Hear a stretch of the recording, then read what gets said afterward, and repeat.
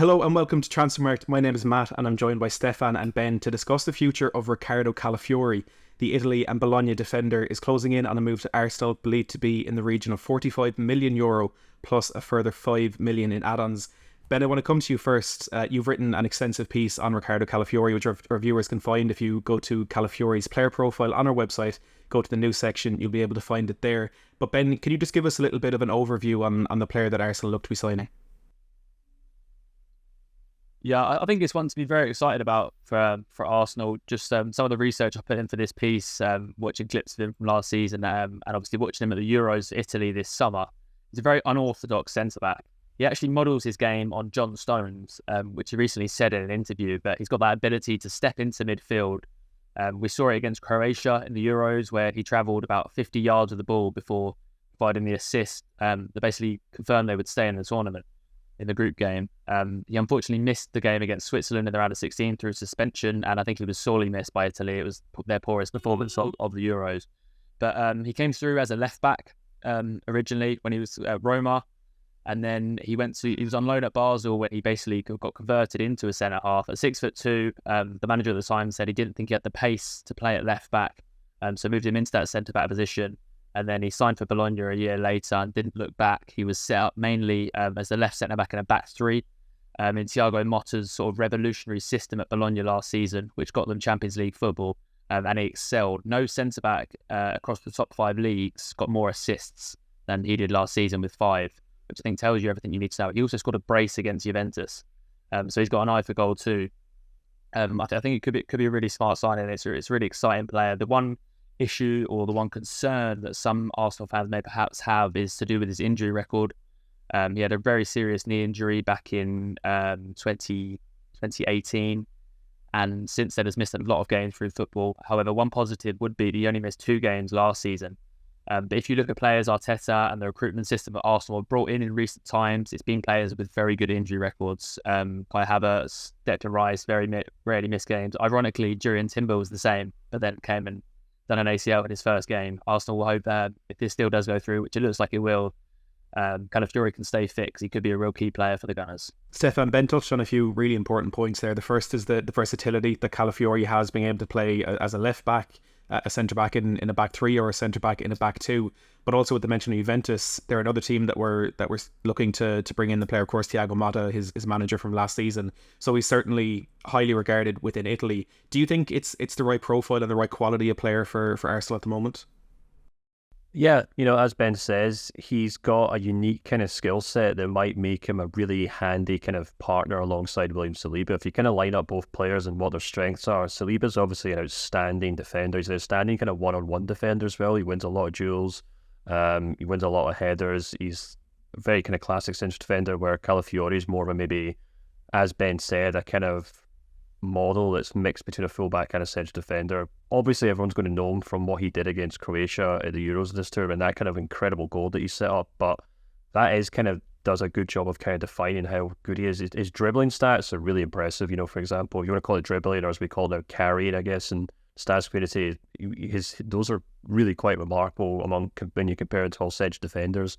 And in terms of that, I mean, I'm quite intrigued to see how that fits into Arteta's system as a whole, because I mean, Ben might be able to say something more on this, but obviously Declan Rice, when he joined the club, was actually kind of forced into playing a more defensive role midfield because the players that are available. But if you have central defenders like Calafiori who are kind of pushing forward now, almost into midfield, like John Stones did once upon a time, obviously at Manchester City, to the point where he actually started playing defensive midfield for Manchester City. It'll be interesting to see if Calafiori ends up doing something like that for Arsenal. But yeah, it'll be interesting to see what he does. I think he does still have, obviously, some aspects to his game that he has to improve on. He's not as solid a defender, I would say, as Saliba. Obviously, very few are.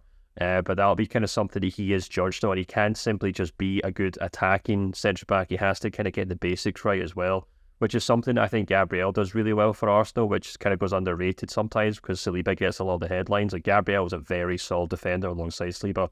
So Calafiori is obviously going to have to make sure he can do that too.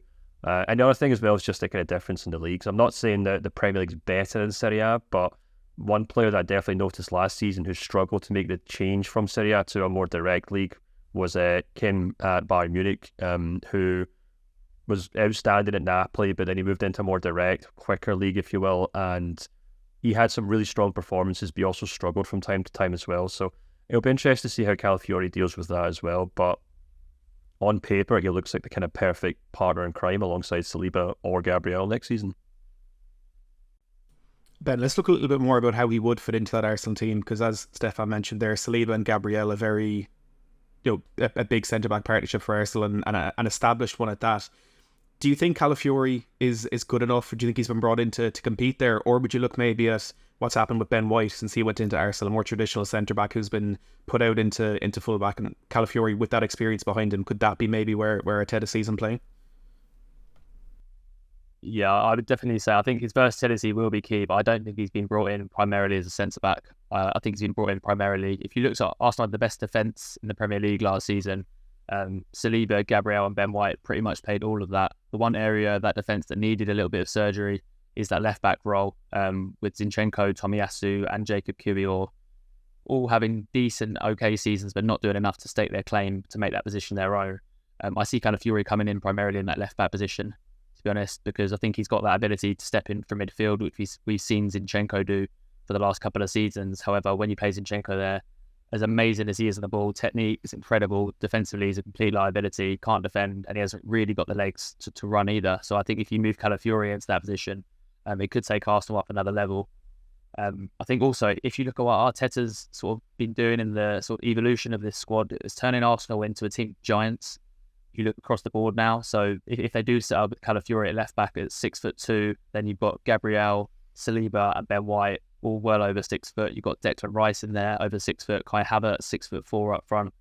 Calafiori, obviously, they could do. If you look at Arsenal's set piece record last season, they got the most goals from set pieces, and that would probably be something that Calafiori will be looking to add to himself next season. But yeah, I would say I see him primarily coming into sort of that left back role, which does pose the question. I think there will be an outgoing in that role, whether that's Jacob Kiwior or Alexander Zinchenko, who have both been linked with moves away. Zinchenko has been linked with Bayern Munich for much of the window, but they've already laid out a lot of money already. And Jacob Kiwior has also been linked with a move back to Italy. AC Milan potentially being interested. So I think once the Calafiori deal goes through, I can see at least one of those leaving this summer, because you've got Julian Timber who can play in that role as well across the back four.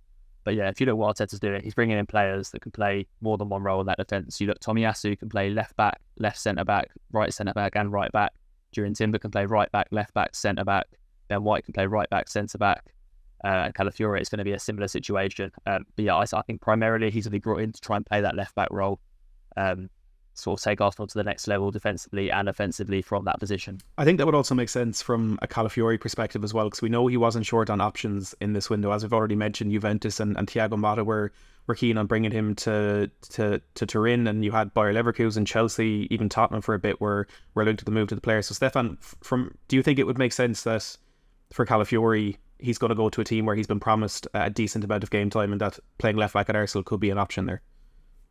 Yeah, I think obviously Arsenal are a very ambitious club. They've shown over the last kind of couple of seasons that they are kind of the second best team in the Premier League, a team who are very close to Manchester City in that regard, kind of dislodged to Liverpool. I'm sure Arne Slot has some sort of plans to kind of jump back into that, if not Chelsea and Man United as well. But Arteta's building a formidable team, and I think what's probably most impressive about that is that you can see all the players are very happy to play for him. They're very happy in that system. He does get the best out of players, which is ultimately what they want when they go to these clubs. And I know it's a kind of tired cliche, but he is kind of borrowing a lot from the Pep Guardiola handbook here, not just in terms of his tactics and the way he deals with players, but even right down to the kind of way that he plays fullbacks. Guardiola obviously made a change a few years ago, and he's been quite open about this. He said in interviews, he said, look, sat down and I decided, look, we need to find the fullbacks who can win one-on-ones against defenders, and he realised that central defenders typically are much better at that than fullbacks. So he started sticking central defenders out wide. This worked really well for Man City. As Ben said, Arsenal had a lot of success with it at right back. So bringing Calafiori in, who I know isn't, a straightforward central defender and has a lot of experience at left back, but bringing in a player of that profile, of that size, of that quality defensively, to kind of play at left back is very similar to what Pep Guardiola did with Josco Guardiola at Manchester City last season. And that actually worked really well for the most part. Because first and foremost, he could win those one-on-one duels against wingers. but also had that kind of technique and passing ability to do what most fullbacks can do. Calafiori obviously can, well, presumably would be able to kind of do exactly that for Arsenal. So, maybe he would have preferred to stay at centre-back from the club he moved on to, from Bologna. But if Arteta has obviously kind of convinced him that at left-back in this system, he can thrive, as Ben White has done at right-back. And it means the club get what they need, the player gets what he needs, and presumably it's good news for Arsenal fans. If you do want to learn more about Riccardo Calafiori, make sure to check out Ben's piece on the Transfermarkt website. Let us know down in the comments if you think this is a good move for Arsenal and if you think Calafiori can be the missing piece to help them compete with Manchester City in the Premier League. Drop a like if you have enjoyed this chat, hit subscribe if you want more from us throughout the transfer window, and thanks for watching.